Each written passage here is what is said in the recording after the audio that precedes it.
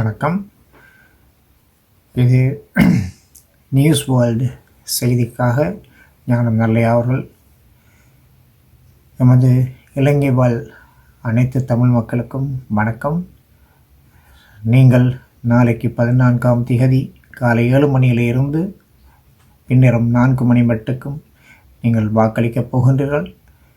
எமது தாய் தமிழ்நாடாம் வடகிழக்கு மலையக பகுதிகளிலே இருக்கின்ற வேட்பாளரை நீங்கள் தெரிவு செய்ய போகின்ற நாளைக்கு 14ஆம் திகதி. இந்த நேரத்தில் எமது தமிழ் மக்கள் ஒன்றினை மட்டும் ஞாபகமாக வைத்திருக்க வேண்டும். கடந்த 75 வருடங்களாக எமது தமிழ் வேட்பாளர்கள் ஒவ்வொரு 5 வருடமும் 15 முறை வித்தியாசமான ஜனாதிபதிகளுடனும் வித்தியாசமான பிரதம மந்திரிகளுடனும் ஏதோ ஒரு விதத்திலே ஏதோ ஒரு டீல் ஒன்றை போட்டு தமிழ் மக்களுக்கு ஏதும் கிடைக்கும் என்ற ஒரு நோக்குடன் அவர்களுடன் சேர்ந்து வாக்களித்திருந்தார்கள். ஆனால் இந்த 75 வருடங்களிலே எமது தமிழ் தாயகத்தின் பகுதிகளுக்கு என்ன விதமான பொருளாதாரத்தை அவர்கள் தரக்கூடியதாக இருந்தது, எந்த விதமான பொருளாதாரத்தை அவர்கள் பிறப்பிக்கக்கூடியதாக இருந்தது. கடந்த காலங்களிலே எமது நாட்டிலே நடந்த இந்த துன்பகரமான இந்த போரினால் எமது மக்கள் பலியாக்கப்பட்டார்கள். எமது இளம் ஆண்கள் பெண்கள் யாவருமே கொலை செய்யப்பட்டார்கள். இதற்கு எல்லாம் யார் காரணம்? உண்மையாகவே திரும்ப திரும்ப வந்த ஏகாபத்திய அரசுகள், சிங்கள அரசுகள் தான் காரணம். அவர்கள் எப்படியே தமது தமிழ் மக்களை நசுக்கி பொசுக்கி அமர்த்தி வைத்திருக்கலாம் என்பதே அவருடைய ஒரே ஒரு நோக்கமாக இருந்தது. நாங்கள் 50,000க்கு மேற்பட்ட எமது தமிழ் ஆண்கள் பெண்களை இழந்தோம், இளம் பிள்ளைகளை இழந்தோம், எமது தாய் தந்தையரை கணவன் மனைவிமாரை இழந்தோம். இன்றைக்கு நாங்கள் ஒரு நிம்மதியான வாழ்வின்றி நமது தமிழ் மக்கள் இன்றைக்கு இலங்கையிலே வாழ்ந்திருக்கிறார்கள்.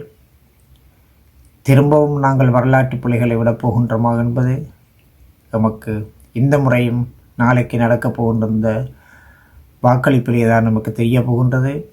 தென்பகுதி இலங்கை மக்களை பொறுத்தமட்டில் யார் வந்தாலும் அங்கு சிங்கள மகனோ அல்லது மகளோ தான் அவர்களது பிரதம மந்திரியாகவோ ஜனாதிபதியாகவோ வருவார்கள். எந்த ஒரு காலத்திலேயும் எமது தமிழ் மக்கள் பிரதம மந்திரியாகவோ ஜனாதிபதியாகவோ வந்ததுமில்லை, வரப்போவதுமில்லை. ஆனபடியால் தற்போது தென்னிலங்கையிலே வாழுகின்ற சிங்கள ஏகாதிபத்தியம் அவர்கள்தான் திரும்பவும் ஜனாதிபதியாகவும் பிரதம மந்திரியாகவும் வந்திருக்கின்றார்கள், வரப்போகின்றார்கள். எமக்கென்று ஒன்று ஒரு அடையாளம் இருக்கின்றது. தமிழ் மக்களுக்கு பாரம்பரியமான எமது தாயகமான வடகிழக்கு மாகாணங்களிலே வாழுகின்ற எமது தமிழர் தாயகங்களிலே வாழ்கின்ற எமது தமிழ் மக்கள் நாளைக்கு ஒரு முடிவு எடுக்க வேண்டும். நாங்கள் சிங்கள ஏகாதிபத்தியத்துக்கு நாங்கள் வாக்களிக்கப் போகின்றோமா? எமது சுய நிர்ணயத்தை, எமது கலை கலாச்சாரம் மொழியினை இழக்கப் போகின்றோமா? அல்லது நாங்கள் தமிழ் வேட்பாளர்களை தேர்ந்தெடுத்து நல்லவர்களாக தேர்ந்தெடுத்து அவர்களுக்கு வாக்களித்து தமிழ் பாராளுமன்ற உறுப்பினர்களை வரப்பண்ணுவது எமது தலையாய கடமையாகும்.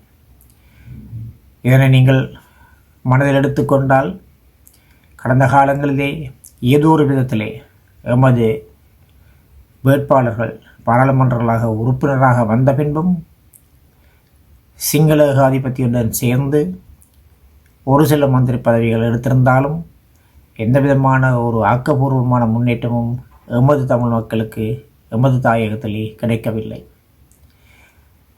இந்த முறை வாக்களிக்கும் போதும் உங்களுக்கு என்பிபி கட்சியை சேர்ந்த குமார திசாநாயக்க வந்திருந்தாலும் சரி, அதிலே அவர் நியாயமான தமிழ் மக்களை சேர்த்து வேட்பாளராக நிப்பாட்டியும் இருக்கலாம்.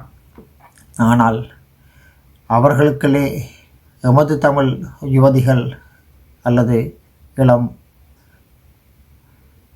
ஆண்கள் தெரிவு செய்யப்பட்டாலும் அவர்கள் அந்த என்பிபி பார்ட்டியினுடைய அந்த வரம்புக்குள்ளே இருந்து வெளியாலே வர முடியாது. தமிழ் மக்களுக்கு இதை கொடுக்கும்படி கேட்க அவர்களால் முடியாது. ஆனபடியால் தமிழர்களை பற்றி தமிழின் கலை கலாச்சாரம் எமது தாயகத்தை நாங்கள் தக்க வைத்துக்கொள்வதாக இருந்தால் எமது தமிழ் பாராளுமன்ற உறுப்பினர்களை நாங்கள் வாக்களித்து கொண்டு வர வேண்டும். அதிலேயும் கடந்த காலங்களிலே எமது தமிழ் மக்களை ஏமாற்றிய சகல பாராளுமன்ற உறுப்பினர்களையும் நீங்கள் அறிவீர்கள். தற்போது இருக்கக்கூடிய ஒரே ஒரு பாராளுமன்ற தேர்தலிலே வரக்கூடிய தமிழ் கட்சிகளிலே நான் முதலாவதாக கூறக்கூடியது தற்போது சுயேட்சையாக இறங்கியுள்ள வைத்தியர் அர்ச்சுனா அவர்களது சுயேட்சை வேட்பாளர்களிலே நீங்கள் சரியானவர்களை தெரிந்தெடுங்கள். அவர்களில் கட்டாயமாக நீங்கள் இரண்டாவதாக இருக்கின்ற டாக்டர் அர்ச்சுனா அவர்களையும் மூன்றாவதாக இருக்கின்ற சட்டத்தரணி கௌசல்யாவையும் அதனை விட இன்னமும் ஒருவரை நீங்கள் கட்டாயமாக தெரிவு செய்ய வேண்டும். அது இலக்க எண்ணின்படி 2, 3, 5 நீங்கள் தெரிவு செய்யலாம், அல்லது 2, 3, 7 தெரிவு செய்யலாம், அல்லது 1, 2, 3 தெரிவு செய்யலாம். இதற்குள்ளே ஒரு சில இலக்கங்களை நான் விட்டு கூறுவதற்கான காரணம், டாக்டர் அர்ச்சுனாவோடு வந்து சேர்ந்து அவரோடு பயணிப்பதாக கூறிவிட்டு ஒரு 10 நாட்களுக்குள்ளேயே சிலர் மனம் மாறி புறம்பாக அவர்கள் தங்களது ஊடக சந்திப்புகளை நடத்தி இந்த டாக்டர் அர்ச்சுனாவின் குழுவில் இருந்தவர்கள் பாராளுமன்ற உறுப்பினர்களாக வர எத்தனிக்கின்றார்கள். ஆரம்பத்திலேயே விலகிச் சென்றவர்கள் மீண்டும் அப்படி அவர்கள் வைத்தியர் அர்ச்சுனாவோடு சேர்ந்து அவர்கள் வேலை செய்வார்கள். டாக்டர் வைத்தியர் அர்ச்சுனா அவர்கள் ஜூலை மாதத்தில் இருந்து சாவச்சேரி ஆஸ்பத்திரியிலிருந்து மன்னார் ஆஸ்பத்திரியிலிருந்து எவ்வளவு கஷ்டங்களை பட்டார், என்ன விதமாக அவரை அந்த அத்தியட்சகர் பதவி சூப்பரிண்டன் அந்த பதவியிலிருந்து நீக்கினார்கள், அவரை டிமோட் பண்ணி அவளை பதவியிலிருந்து இறக்கினார்கள். யார் அதனை செய்தார்கள்?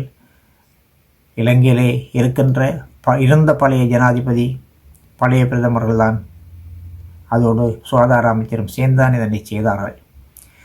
அவர்கள் செய்ததற்கான காரணம் வைத்தியர் அர்ச்சுனா அவர்கள் உண்மையை வெளிக்கொணர்ந்த ஒரே ஒரு காரணத்தினால் பழி வாங்கப்பட்டார்.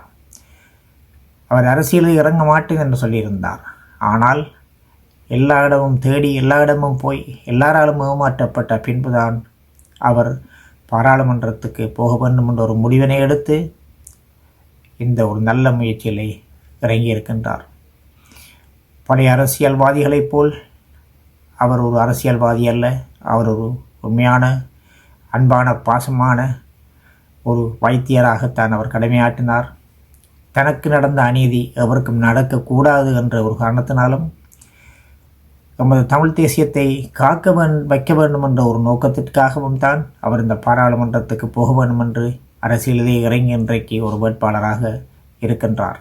ஆனபடியால் அவரோடு ஒத்துணையாக பாராளுமன்றத்துக்கு போகக்கூடிய நம்பிக்கையான வேட்பாளர்களை நீங்கள் தெரிவு செய்து அவர்களை அந்த ஊசி சின்னத்தின் மூலம் சரியானவர்களை தேர்ந்தெடுத்து ஊசி சின்னத்துக்கு முன்பாக நீங்கள் உங்களது புல்லடிகளை போட்டு அதற்கு கீழே இருக்கின்ற 1லிருந்து 9 மட்டும் இருக்கின்ற அந்த இலக்கங்களிலே 1, 2, 3 அவற்றுக்கு எதிராக நீங்கள் புல்லடி போடலாம், அல்லது 2, 3, 5க்கு புல்லடி போடலாம், அல்லது 2, 3, 7க்கு புல்லடி போடலாம். இந்த விதமாக சரியானவர்களை உறுதுணையாக வைத்தியர் அர்ச்சுனாவோடு செல்லக்கூடியவர்களை நீங்கள் தெரிவு செய்து இந்த முறை பாராளுமன்றத்துக்கு அவரை அனுப்ப வேண்டியது உங்களுடைய கடமை. இது வடக்கு மாகாணத்திலே யாழ்ப்பாணத்துக்கும் கிளிநொச்சிக்கும் மட்டும்தான் இவரால் இந்த முறை வேட்பாளர்களை நிறுத்த முடிந்தபடியால் அவர்களிலே கடைசி 6 பேரை நீங்கள் தெரிவு செய்வது உங்களது பொறுப்பு. மீண்டும் நாங்கள் கலை கலாச்சாரம் தமிழ் தேசியம் என்று பார்க்கும்போது மிகுதியான இடங்களிலே நீங்கள் தெரிவு செய்யக்கூடிய ஒரே ஒரு கட்சி கட்டாயமாக சைக்கிள் சின்னத்திலே கேட்கின்ற அந்த கட்சிக்கு நீங்கள் வாக்களித்து அவர்களை மற்ற கிழக்கு மாகாணத்திலேயும் யாழ்ப்பாணம் கிளிநொச்சி தவிர்த்த மற்ற இடங்களிலும் அவர்களை தெரிவு செய்து நீங்கள் பாராளுமன்றத்துக்கு அனுப்புங்கள். அப்போதுதான் உங்களுக்கு தமிழர் பாராளுமன்ற உறுப்பினராக உங்களால் தெரிவு செய்யப்பட்டு தமிழ் மக்களுக்காகவும் தமிழ் சுயநிர்ணயத்துக்காகவும் நமது கலை கலாச்சாரம் அழியாமலும் பாதுகாக்கக்கூடிய விதமாக இலங்கை அரசாங்கத்திலே அவர்கள் பாராளுமன்ற உறுப்பினர்களாக இருக்க முடியும். அவர்களால் முடிந்த உதவிகளை தாங்கள் செய்ய முடியும் எமது தமிழ் சமுதாயத்துக்கு என்பதை நீங்கள் மனதில் எடுத்துக்கொண்டு நாளைக்கு நீங்கள் வாக்களிக்கும் போது இவர்களை தேர்ந்தெடுக்குமாறு தாழ்மையுடன் வேண்டிக் கொள்கின்றோம். நன்றி, வணக்கம்.